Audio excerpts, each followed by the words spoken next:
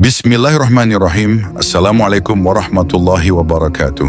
Alhamdulillah, segala puji bagi Allah yang telah memberikan kita nikmat iman dan Islam. Salawat serta salam kita sampaikan kepada Nabi Muhammad Shallallahu Alaihi Wasallam, keluarganya, para sahabat, dan kita semua yang mengikuti jalan lurusnya. Sahabat buku baca yang dirahmati Allah, pernahkah kita membayangkan saat bumi terbelah, langit runtuh, dan seluruh manusia dari zaman Nabi Adam hingga manusia terakhir dibangkitkan dari kuburnya hanya untuk satu hal, mempertanggungjawabkan seluruh amalnya? Itulah hari yang pasti datang. Hari ketika sangkakala ditiup. Hari kiamat, bukan fiksi, bukan dongeng, tapi janji Allah yang tercatat dalam ayat-ayatnya. Dalam video kali ini, kita akan membahas bagaimana peristiwa kiamat dimulai dengan tiupan sangkakala hingga dibangkitkannya seluruh manusia dari alam kubur. Apa sebenarnya makna tiupan sangkakala? Bagaimana keadaan manusia saat itu? Dan apakah kita sudah siap menghadapinya? Mari kita simak bersama dan renungkan sebelum waktu itu benar-benar datang.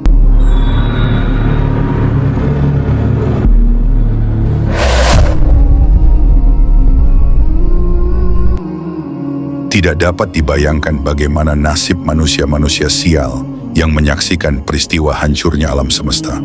Saking dahsyatnya, ada di antara mereka yang tengah hamil kemudian gugur kandungannya. Seorang ibu yang tengah menyusui bayinya secara tidak sadar melempar bayinya, lalu berlari untuk mencari keselamatan. Bahkan seorang anak kecil tiba-tiba rambutnya beruban, manusia seperti orang-orang yang sedang mabuk berat. Padahal mereka tidak mabuk, melainkan azab Allah yang sangat keras. Ternyata dahsyatnya proses kehancuran alam semesta yang ditandai dengan ditiupnya sangkakala pertama tidak hanya dirasakan oleh mereka yang masih hidup, bahkan orang-orang yang dikubur pun akan merasakan dahsyatnya Fazul Akbar. Hanya orang-orang yang Allah khususkan dengan rahmatnya saja yang selamat dari bencana Fazul Akbar ini. Mereka itu adalah yang syahid di jalannya saat memerangi orang-orang kafir atau sedang ribat di jalannya. Mereka benar-benar tentram dan tenang di saat penghuni kubur lainnya tersiksa karena kerasnya Fazul Akbar. Allah Subhanahu wa Ta'ala berfirman, "Wahai manusia, bertakwalah kepada Tuhanmu. Sungguh guncangan hari kiamat itu adalah suatu kejadian yang sangat besar.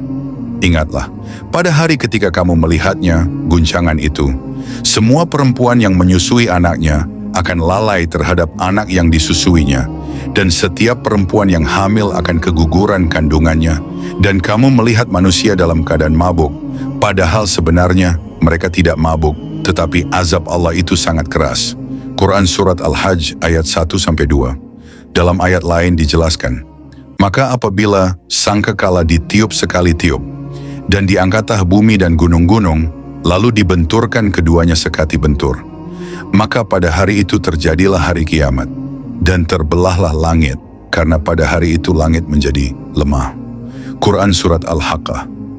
Sahabat buku baca yang dirahmati Allah, banyak ayat lainnya yang menceritakan kehancuran alam semesta yang begitu dahsyat. Alam semesta musnah dan hancur tiada berbekas. Semua makhluk telah mati dan tiada wujudnya lagi. Pada saat itulah kekuasaan berada di tangan Allah sepenuhnya. Dialah sang pencipta, pemelihara, dan penguasa alam secara mutlak. Tiada satu makhluk pun yang menyaingi dan menandingi kemahakuasaan dan kemahaperkasaannya. Sebagaimana dijelaskan dalam hadis Abu Hurairah, ia berkata, Rasulullah bersabda, Allah akan menggenggam bumi pada hari kiamat dan menggulung langit dengan tangan kanannya. Kemudian Allah berfirman, "Akulah Raja, di manakah raja-raja bumi?" Sahabat buku baca yang dirahmati Allah, lantas berapa kalikah tiupan yang akan terjadi itu? Pertama, tiupan yang mengejutkan. Dengan tiupan ini maka seluruh manusia akan sangat terkejut sampai-sampai mereka ada yang mati kecuali yang dikehendaki oleh Allah. Inilah tiupan yang membuat struktur alam semesta hancur berantakan. Allah berfirman, "Dan ditiuplah sangkakala, maka matilah semua yang di langit dan di bumi kecuali siapa yang dikehendaki oleh Allah." Quran Surat Az-Zumar ayat 68. Kedua, tiupan untuk kebangkitan. Dengan tiupan ini maka manusia akan terbangun dari kubur mereka. Untuk selanjutnya mereka siap untuk memasuki fase baru, yaitu alam padang mahsyar. Ketika tiupan ini terjadi, maka seluruh ruh manusia akan mencari jasad mereka masing-masing, dan semua ruh itu akan menempati jasadnya tanpa ada yang tertukar satupun. Allah telah menjadikan mereka mengerti tempat jasadnya. Allah berfirman, "Dan ditiuplah sangkakala, maka tiba-tiba mereka keluar dengan segera dari kuburnya, menuju kepada Rabb mereka." Quran Surat Yasin ayat 51. Sahabat buku baca yang dirahmati Allah, sebagaimana dijelaskan dalam hadits Abu Hurairah, bahwasanya Rasulullah bersabda, "Seluruh badan manusia dimakan oleh tanah, kecuali tulang ekornya, darinya ia dibentuk, dan darinya pula kelak ia akan dibentuk lagi." Rasulullah bersabda, jarak antara dua tiupan sangkakala adalah 40. Para sahabat bertanya, "Wahai Rasulullah, apakah 40 hari?" Beliau menjawab, "Saya tidak mau menjawab, karena belum ada wahyu tentang hal itu." Para sahabat bertanya lagi, "Apakah 40 bulan?" Beliau menjawab, "Saya tidak mau menjawab." Para sahabat bertanya lagi, "Apakah 40 tahun?" Beliau menjawab, "Saya tidak mau menjawab." Sahabat buku baca yang dirahmati Allah, mereka akan dibangkitkan sesuai dengan kondisi masing-masing sebelum mereka meninggal dunia. Jika kehidupannya diakhiri dengan kesyahidan, dengan kondisi darah yang menetes, maka di hari kiamat nanti akan menghadap Allah dengan pakaian dan tubuh yang berlumur darah, warnanya merah, namun harumnya semerbak misik. Begitu pula orang yang berihram dibangkitkan dengan bertalbiyah, namun kecelakaanlah bagi mereka yang mati karena membunuh dirinya, entah dengan belati, atau meminum racun, atau menerjunkan dirinya ke jurang, atau cara lainnya. Mereka akan dibangkit sesuai dengan kondisi saat kematiannya. Allah membuat perumpamaan tentang kebangkitan seluruh manusia, seperti tanah mati yang disiram hujan lebat, maka dengan seketika tumbuhlah rumput-rumput di atasnya. Setiap manusia memiliki ajbu zanab, tulang ekor, yang tidak bisa hancur oleh apapun. Kelak Allah akan menyiramnya dengan air kehidupan, yang dengannya tumbuhlah manusia tersebut seperti sedia kala. Rasulullah bersabda, "Kemudian diturunkanlah hujan dari langit, maka tumbuhlah ajbu zanab itu sebagaimana tumbuhnya kembang kol yang tersiram air.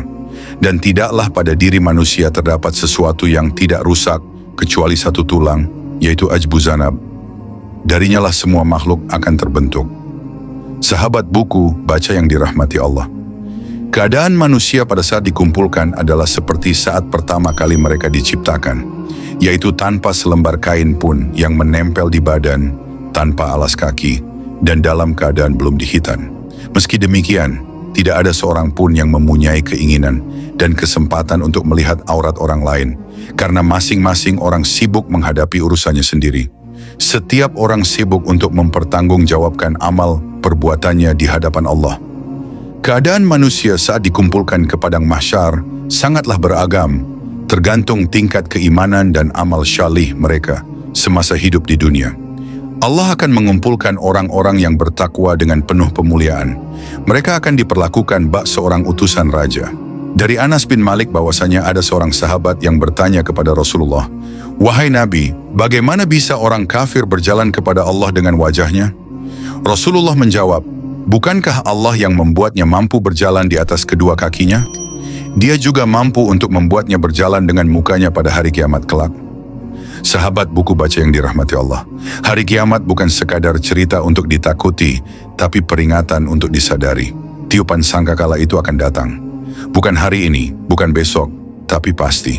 Dan ketika itu terjadi, tidak ada lagi tawar-menawar, tidak ada tempat bersembunyi. Semua akan dibangkitkan, berdiri di hadapan Allah, satu persatu mempertanggungjawabkan seluruh hidupnya.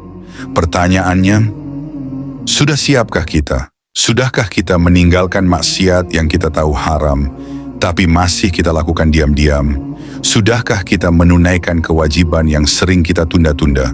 Atau justru kita terlalu sibuk dengan dunia, sampai lupa bahwa kita akan kembali? Sahabat buku baca yang dirahmati Allah, masih ada waktu. Selagi nyawa masih di dada, bertaubatlah, perbaiki diri, dan kuatkan iman. Semoga saat sangkakala itu ditiup, kita termasuk orang-orang yang dibangkitkan dalam keadaan beriman dan husnul khatimah. Mari kita tutup dengan doa singkat. Ya Allah, jadikanlah kami termasuk orang-orang yang mau diingatkan saat diperingatkan, dan jadikanlah kami ya Allah sebagai ahli surgamu. Amin ya Rabbal Alamin. Wassalamualaikum warahmatullahi wabarakatuh.